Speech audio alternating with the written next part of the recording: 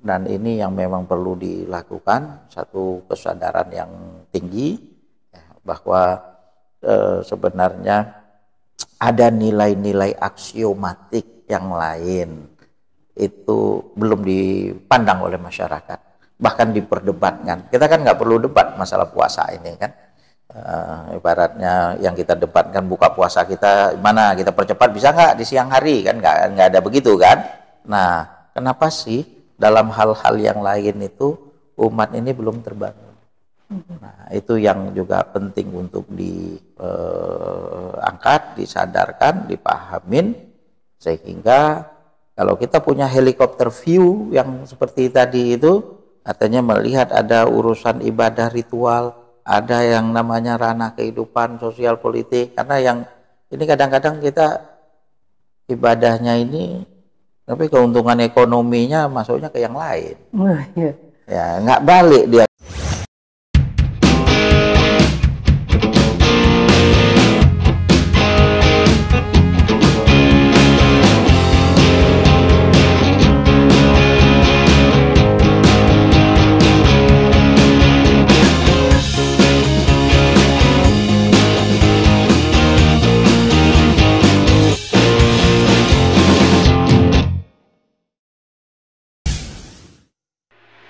Assalamualaikum warahmatullahi wabarakatuh, pemirsa TV Masyumi dan Ahmad Yani Channel dimanapun berada dari Sabang sampai Merauke, dan juga sahabat diaspora kita di berbagai belahan dunia.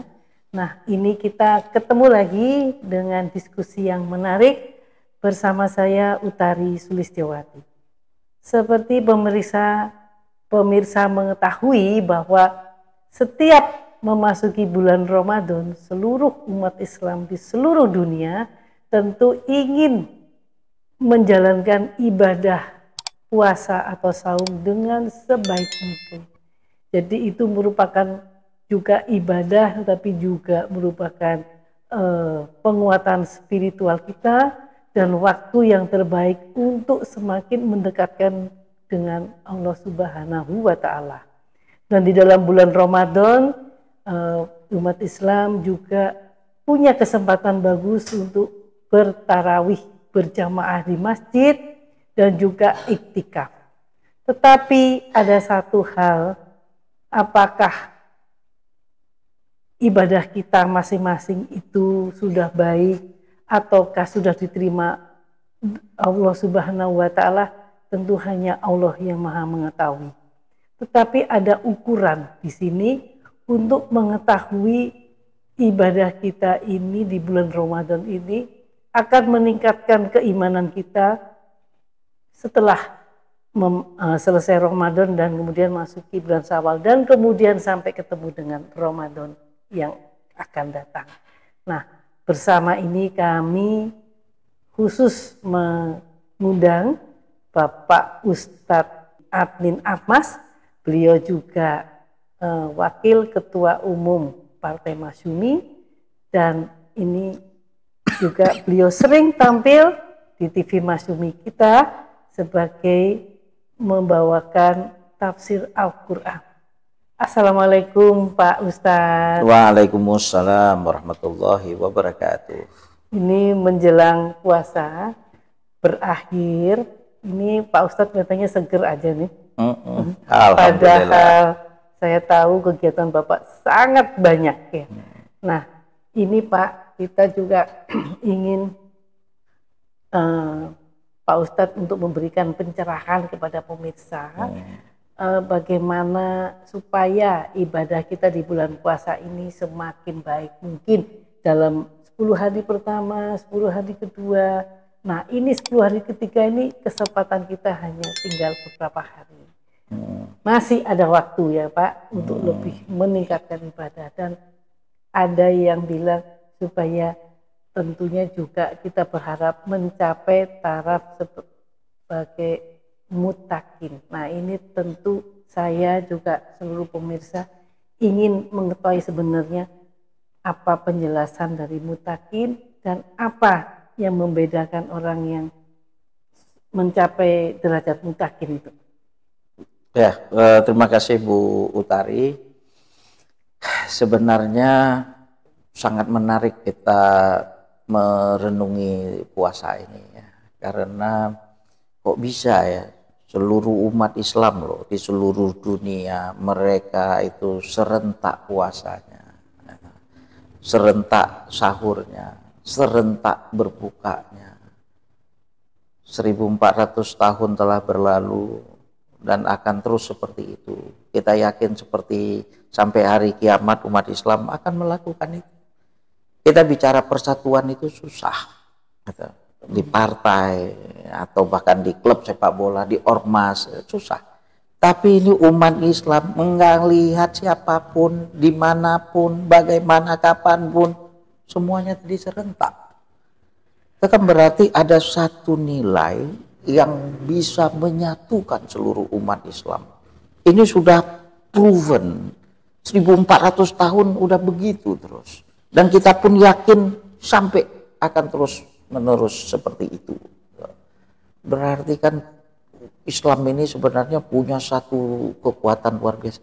Ideologi apapun, agama apapun, peradaban apapun, nggak ada loh seperti begini. Dan kita bukan bicara sekedar puasa. Saudara-saudara kita sekarang sedang melakukan umroh di Mekah. Kalau balik lagi, kalau Indonesia ini kalau daftar haji kan bisa 20 tahun bahkan lebih. Apa ada orang dari Indonesia yang sekarang puluhan ribu orang mungkin yang sedang umroh tuh mereka haji? Padahal mereka tahu pengen banget haji. Kalau balik ke Indonesia mungkin sampai mati belum tentu bisa haji karena daftarnya jadwalnya panjang. Ya. Kalau kita bicara teori efisiensi waktu, efisiensi harta, duit, ya kan? Ya sudah di sana sekaligus sajalah melakukan haji. Tapi kan bukan hanya orang dari Indonesia, dari seluruh dunia nggak ada yang melakukan itu, satu orang pun. Ini kan luar biasa loh ibaratnya.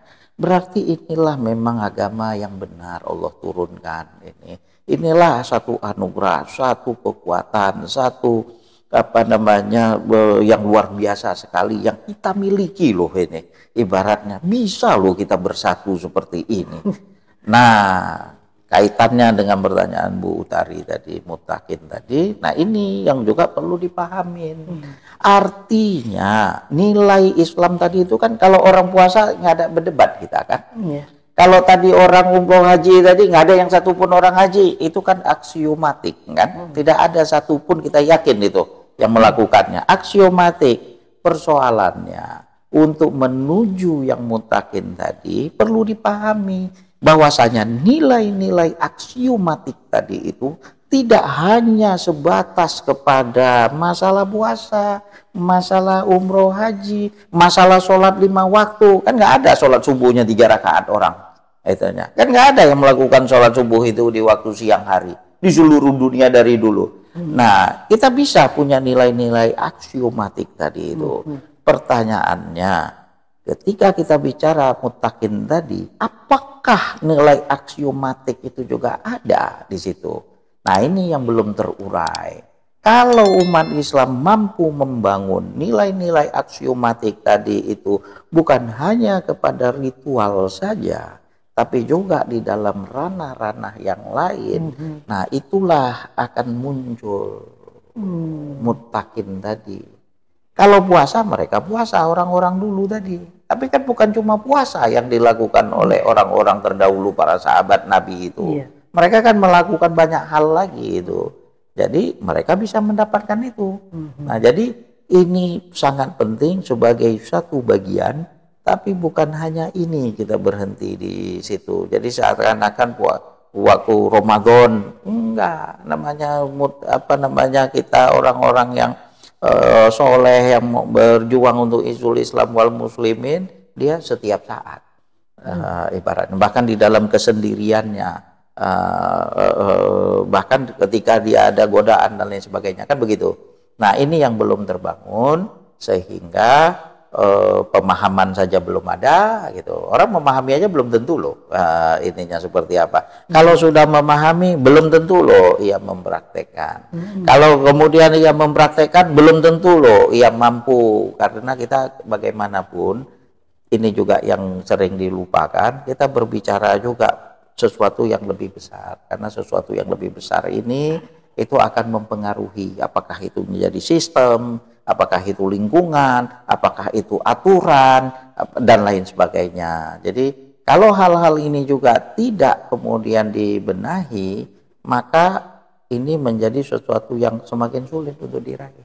Nabi itu kan bukan cuma ngurusin puasa, bukan cuma ngurusin untuk abdi di Mekah. Nabi itu kan dia membangun sistem, membangun satu revolusi kepada kondisi masyarakat itu, sehingga mereka itu berubah pola hidupnya, cara pandang hidupnya, totalitas hidupnya. Yang mereka dulu biasa-biasa saja, ternyata mereka adalah orang-orang hebat sepanjang zaman. Kita pun belum tentu melebihi, jauh bahkan yang boro-boro melebihi kualitas kehidupannya Abu Bakar As-Siddiq, para sahabat Nabi itu. Waktu berlalu 1400 tahun, secara materi, secara IT, secara lain sebagainya, bisa kita lebih tinggi daripada mereka. Tapi dalam melakoni hidup ini, menjalani hidup ini, terkait dengan kedekatan kepada Allah, terkait dengan betul-betul untuk izul Islam wal muslimin, jauh kita dari mereka perbandingannya. Nah, ini yang masih PR dari umat, dan ini yang memang perlu dilakukan, satu kesadaran yang tinggi bahwa sebenarnya ada nilai-nilai aksiomatik yang lain itu belum dipandang oleh masyarakat, bahkan diperdebatkan. Kita kan nggak perlu debat masalah puasa ini kan, ibaratnya yang kita debatkan buka puasa kita mana kita percepat bisa nggak di siang hari kan, nggak ada begitu kan. Nah, kenapa sih dalam hal-hal yang lain itu umat ini belum terbangun?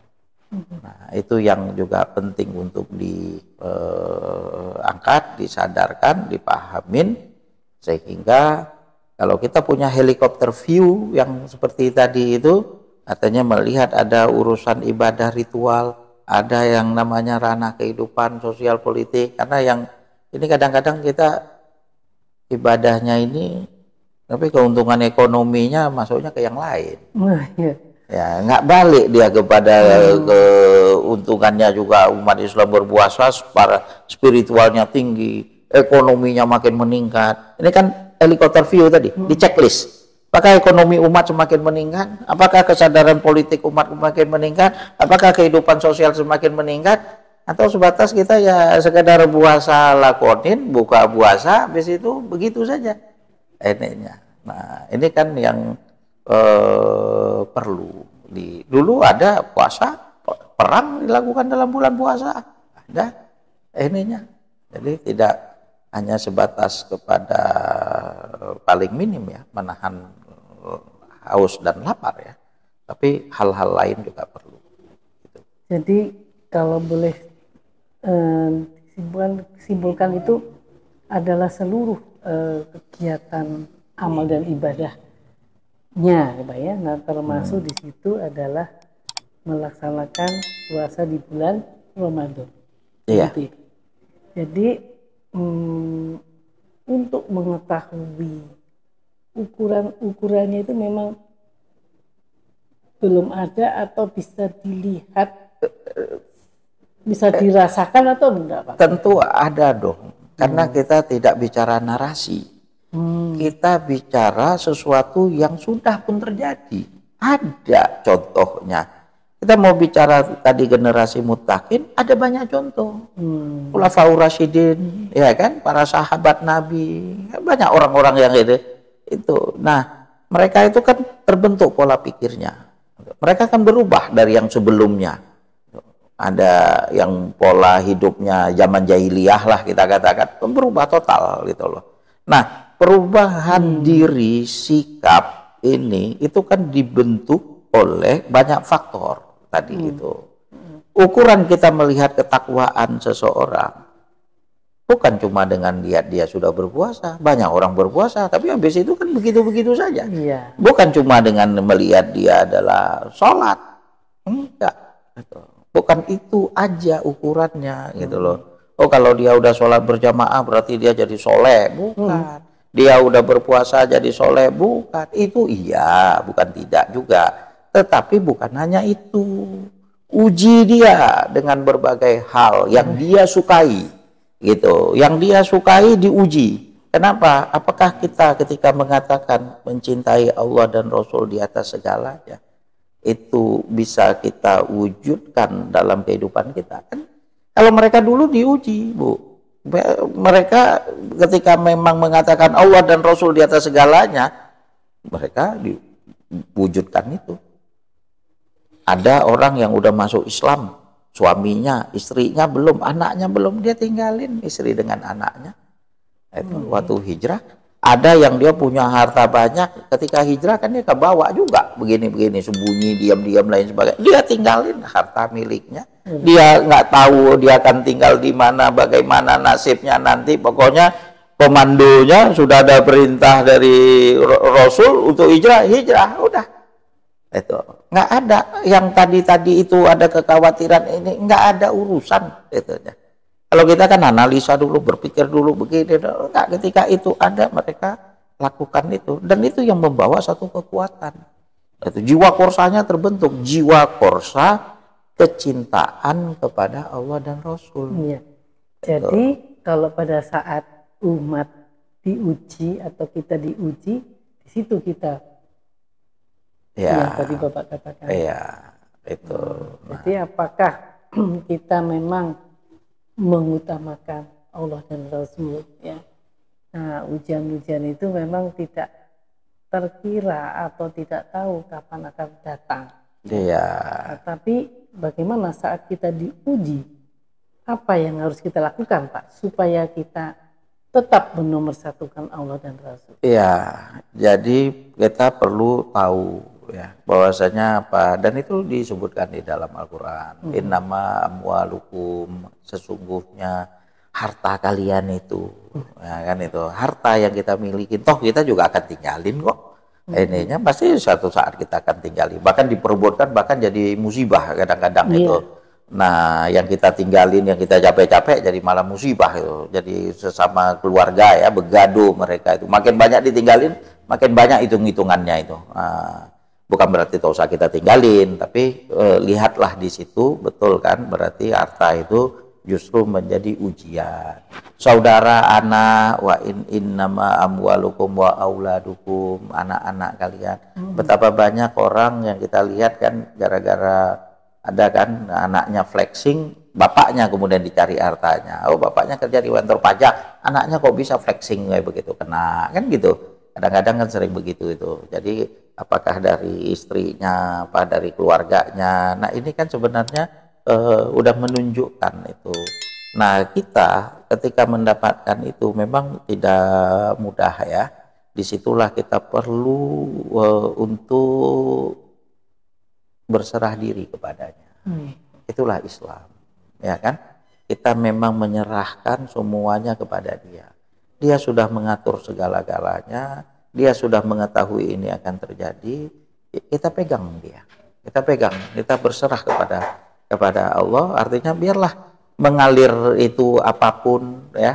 Semoga walaupun itu pahit, semoga ada makna yang manis di balik kepahitan itu.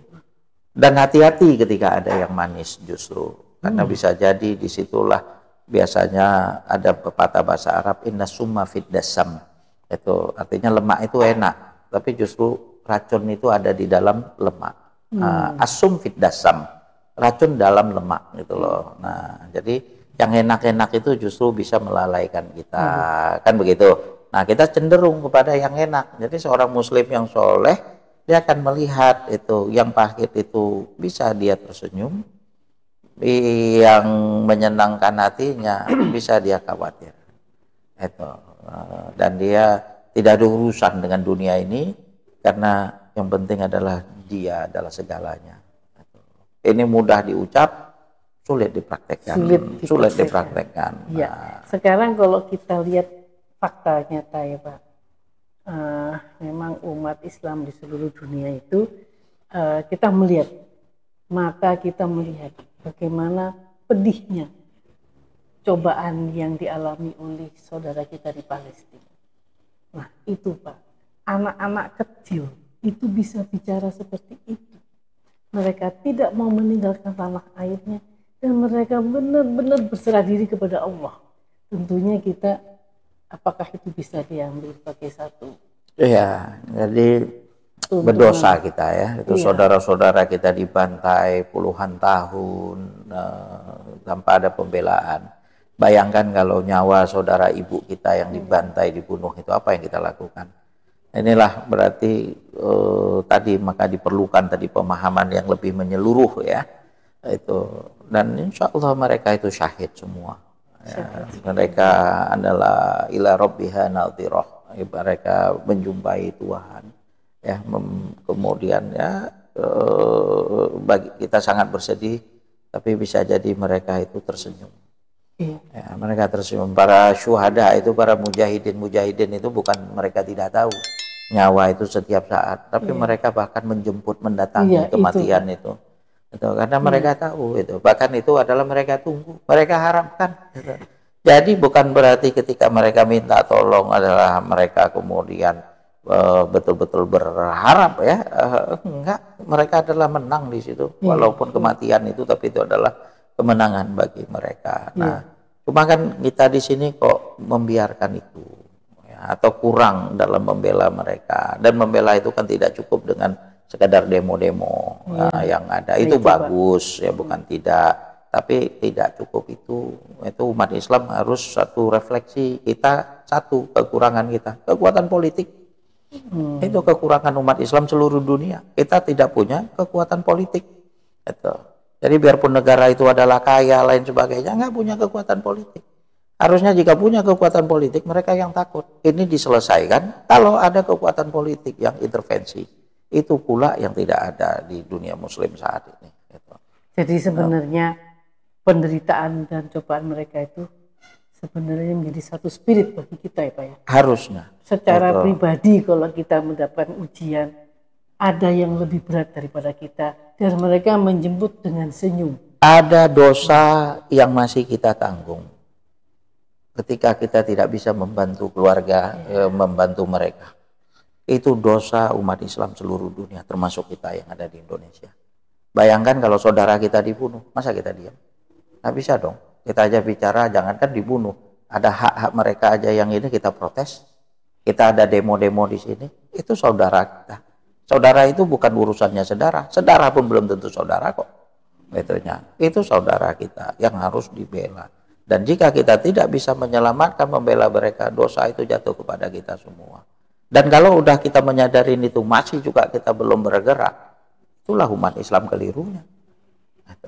Jadi, bergerak itu maksudnya kalau kita dalam kondisi memang bisa secara fisik dan secara material, tapi kalau kita tidak bisa apa Pak misalnya?